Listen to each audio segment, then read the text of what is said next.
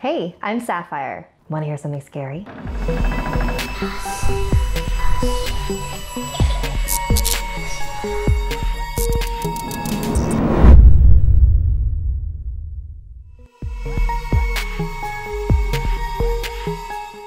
Our next set of stories is about duality, light and darkness, good and evil, existing together. Stories that shine a light on the darkness of humanity. This first chapter is a classic urban legend about two roommates in college. Lisa and Amber were seniors living in the same on-campus apartment. They used to be a lot closer when they moved in together, but over the school year, their differences caused tension between them. Each girl was taking a different approach to how they were going to spend their last year in school. Lisa wanted to go to as many parties as she could, while Amber preferred to study and make sure her grades didn't slip. Over the first couple of months, Lisa would come stumbling back into their room very late at night, when Amber was already asleep. Lisa was usually pretty wasted and would turn the lights on to get ready for bed, which would then wake up Amber. This was a very annoying nightly habit that usually resulted in Amber being very cranky in the morning. However, she wasn't the confrontational type and let her anger bubble up inside her. The first semester was almost over and finals were coming up. One night, Amber was settling in to study and Lisa was getting ready to go out, as usual. Before Lisa left, Amber snapped. "If you're gonna come home late, can you not turn the light on? It always wakes me up and then I have a hard time falling back asleep." "Oh, of course. I'm so sorry, roomie." Is it just me, or have we been drifting apart this year? No, you're right.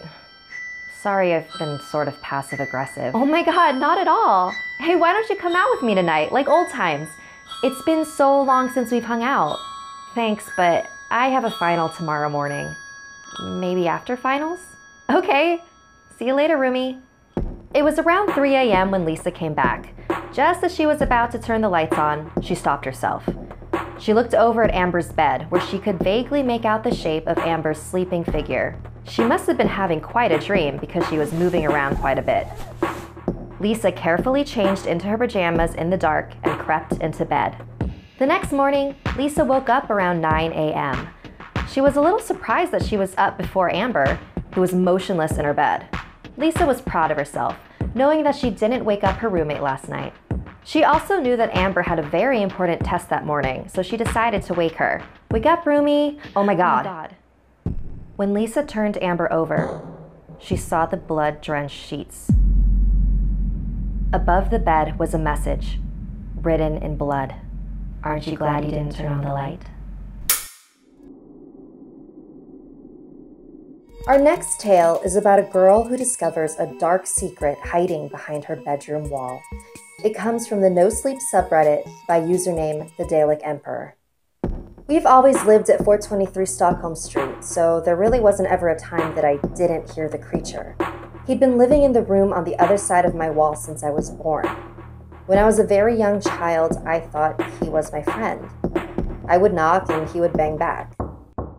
I would giggle and he would mumble words to me that I couldn't understand. I thought he was there to protect me from my nightmares. But as I got older, I started to be afraid. Over time, I realized that he wasn't my friend at all. That's when the scratching, moaning, and sporadic banging began to scare me. When I was 8, I finally broke down and told my parents about the creature in my wall. I was terrified that he would come into my room one night and kill me. My mother rolled her eyes and told me it was mice. She never listened to me anyway. My father agreed with her that it was animals, but he hugged me and told me he would protect me and not to be scared. So from then on, whenever I'd hear the noises, I would scream for my father and he would come running into my room less than a minute later to see what the matter was. I would point at the wall and cower. My dad would smile, bang on the wall with his fist and say, "Quiet down in there or else." The noise would stop. I'd give my dad a teary smile and he would hug me. He was always my protector. I miss him so much now. One night when I was 16, I was awoken by an otherworldly, ear-splitting scream. It was so loud, so high, and so piercing that I screamed as well in terror. The scream ended abruptly, then a moment later, my dad came running in. You heard it! How could you not hear it? You have to have heard it! Oh, sweetie. My dad sat at the end of my bed, his hair disheveled and a far-off look in his middle-of-the-night, bloodshot eyes. Of course I heard it, but it was just an owl, I'm sure of it. We've been seeing a few in the neighborhood. Oh, Dad, listen to the walls. Lindsay. Please, Dad. He sighed, but nodded, and we sat and listened for a while. I needed my dad to know the truth and to finally believe me. We were all in danger. But no more sounds came from the wall that night. I didn't hear him again after that. Not for a long time. When the creature did return, I didn't really notice at first. After 16 years, it was simply white noise to me. A background soundtrack as familiar to me as my own face. I think that's what sealed our fates in the end. The noises were just so inherent to me that I failed to understand how unusual they really were, and had been all along. When I finally did realize what I was hearing, I'm ashamed to say I felt almost relieved. The haunt progressed in the same cycle it had all my life. First the groans, then the banging, then light, lazy tapping, and then finally, the scratching. Always the scratching. I told my dad about the scratching and about how I thought the creature was trying to rip through the wall and into my room. My dad laughed and told me there were 3 inches of solid metal on the other side of my wall and that nothing could come through it. And he should know. He'd built the house himself. Since I was moving out in a year, I decided I had no choice but to just stick it out. After 16 years with him, what was 12 more months? I ignored the noises, even started to bang back. Whatever it was, if it could come through the wall, it would have done so years ago. The night the door was opened is the most vivid memory I have. I was at a friend's house when my mother called me and told me to come home immediately. This in itself was strange, as my mother barely even acknowledged me and never, ever called me. I drove the 5 miles back to my neighborhood, but I had a hard time getting in. I started to panic as I desperately weaved through all the media vans, police cars, and SWAT trucks. I had to park and walk the final 3 blocks to my house, tears rolling down my cheeks as I realized that my street was at the epicenter of it all. Because I knew. As soon as I saw my house, I realized it. My dad must be dead. It had finally gotten out and I had killed my dad. I took off at a dead run, then, ignoring all the voices yelling at me to stop. I dodged in between the vehicles, pushing past dozens of people, ran through the crime scene tape and directly into my house. And there it was.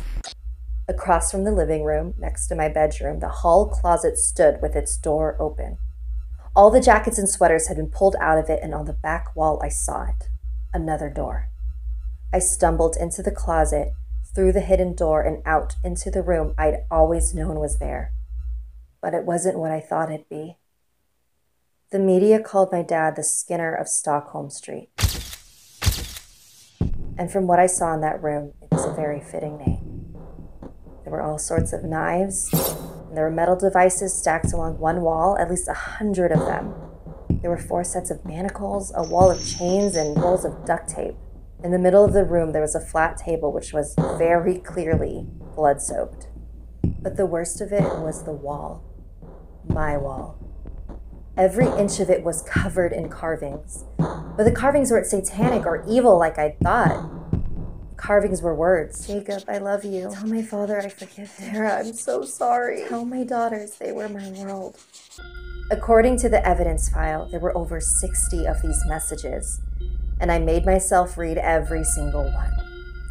They haunt me every night. I had spent 10 years tormenting them, and they would now forever torment me. I live in a hospital now, and I can still hear the scratching. Every time I close my eyes, I hear it. I haven't really slept in a year. My doctor says if I don't sleep soon, I'll die. I spend my days watching news coverage of my father's trial, and I spend my nights staring at the walls. And though I try every night, I can never fall asleep.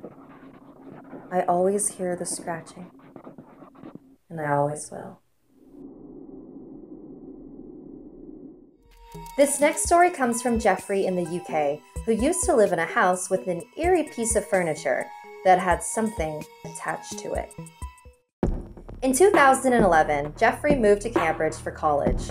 The campus was small, so most students moved into communal housing. Jeffrey and 4 other roommates rented a house that was available until the summer, when the owners would move back in. The owners stored anything they couldn't take with them in the attic. Jeffrey and his housemates were warned not to open it. They knew this was because the landlord was trying to protect their belongings, but they still joked there might be another tenant in the house, one they didn't want to get out. Jeffrey's room was at the top of the stairs. He left his room sparsely furnished to maximize the space. Apart from a single bed and a wardrobe, the only other piece of furniture was an old 4-cupboard dresser that the owners had left behind.